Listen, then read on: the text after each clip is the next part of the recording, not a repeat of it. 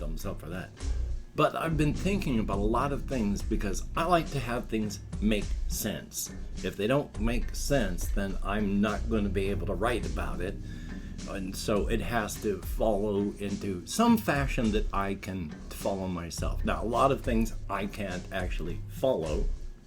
The cosmic horror framework, the stuff that's like the inside and outside, that's stuff that by definition I can't understand. I'm not from those places. I am a 3+1 being, and that's just the 3 dimensions plus 1 sense of time, length, width, breadth, and time. We are 3+1 beings. We live in a 3+1 world, universe. We have a 3+1 brain with a 3+1 mind. It's amazing that we're able to bend it and stretch it to be able to conceive of things that aren't 3+1. But I can't think like more than a 3+1 person. Just like when I'm going to be hopefully talking some about the King in Crimson later, it's as much as I try to understand this being, I am not a non-human intelligence. I do not have a human brain. I do not have a non-human brain. I do not have a non-human method of thinking. I can only do approximates, and that's as close as you can get. So you got to try and stretch your mind and think, but really it's you're wearing blinders even at the best you're doing. So you've got huge blind spots that you don't even know about, but they're there, but you do what you can, because what else can you? Thumbs up for that. But with the whole things having to make sense part, one of the things I was thinking about, because Apple Rock, with all of its resources and such, is pretty progressive industrial-wise. Sure, in the beginning they had to do a lot of burning of things for power, but then there is still a very close for that area geothermal source, and they were able to tap into that. 99% of all the power that is generated and used in Apple Rock is, geothermal. And almost everything runs on that. So the people that come in and start doing the meta-analysis, and this is something that happens over a long stretch as they put things together, why were there even gas lines in Apple Rock? Because the gas lines were put in after the geothermal stuff. And if you're thinking, well, maybe the gas lines are in case, parts of the geothermal stuff fall out, but the parts where the gas lines were not connected in any way that they could pick up any slack if the geothermal part didn't work. So the more that the investigators are trying to put this all together, the more it doesn't make sense.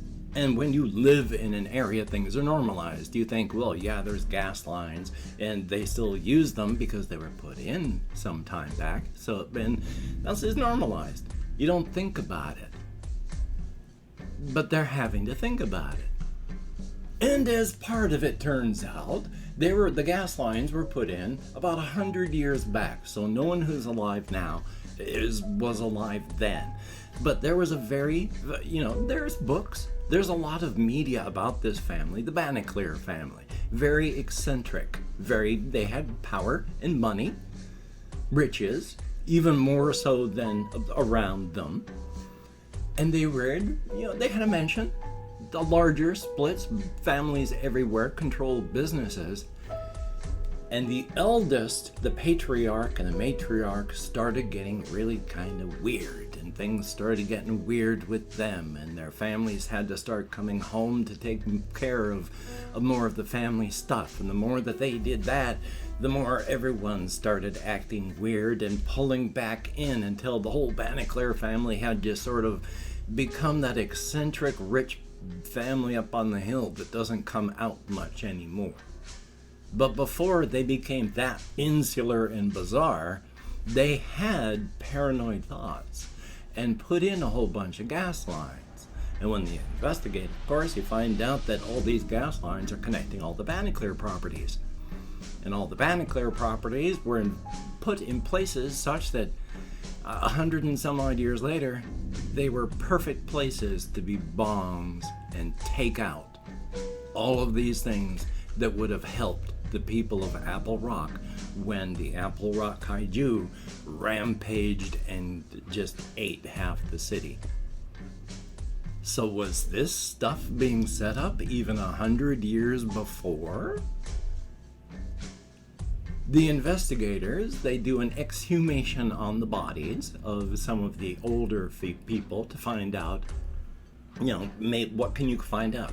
Did they do this from poisoning? Was there something genetic? What was happening to help them try and figure things out? But when they open up the coffins, they're just beds of weird fungus that they don't recognize. Now, normally when a body dries out, over time, bury them, you dry out, and then you get a light covering of mold. You don't become a bed for some strange fungal mass that's almost erupting out of the coffin when you open it.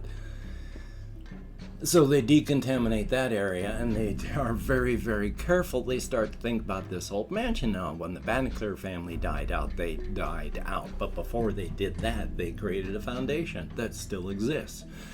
Far less money than when it started, far less power than when it started. They mostly do small arts things, and the bulk of their money is just to pay the people on the board of the foundation and to keep the Banneker mansion locked up and closed. Because after the last of the Bannekers died there, in the foundation, according to the rules, they just had to lock the whole place up. And so for the last 100 years, that place has just been sitting there. Just abandoned, just empty. It's not in a real good place of town. Nobody really needs to go there, so there's been no real need to tear it down. So it's just becoming overgrown. And when they go in to investigate that, well, the basement's filled with this weird fungal mass with spores. So something got into this family, and it affected their minds. It didn't control them, apparently, but they became paranoid enough to do all this stuff that over 100 years later paid off when the whole city went dark. So there's a lot to this, and it's heavy duty stuff that way. There's a lot more I still need to learn.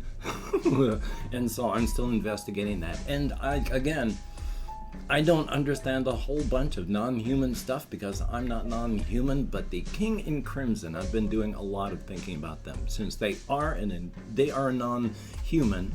They are very powerful non-human beings. But the thing is, yes, their kingdom and what they're doing with their kingdom benefits the people around them and is benefiting everyone. And they're being raised up from, savagery, ignorance, and all that, being given new, better lives. Every generation is a little bit better than the one that came before it.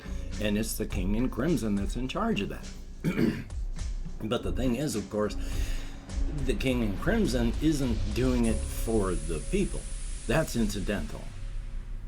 Even though they do feel an honest and deep empathy and affection for humanity, there's nothing disingenuous about any of the way they feel. They are deeply ethical and deeply moral, and they're pursuing their goals with that zeal of someone who believes in what they believe. But it's for their goals, their needs, their wants. If it was another thing where, say, there were furnaces and they were cleansing the land, they would still approach it with the same zeal because it's for them, not for the people going into the ovens.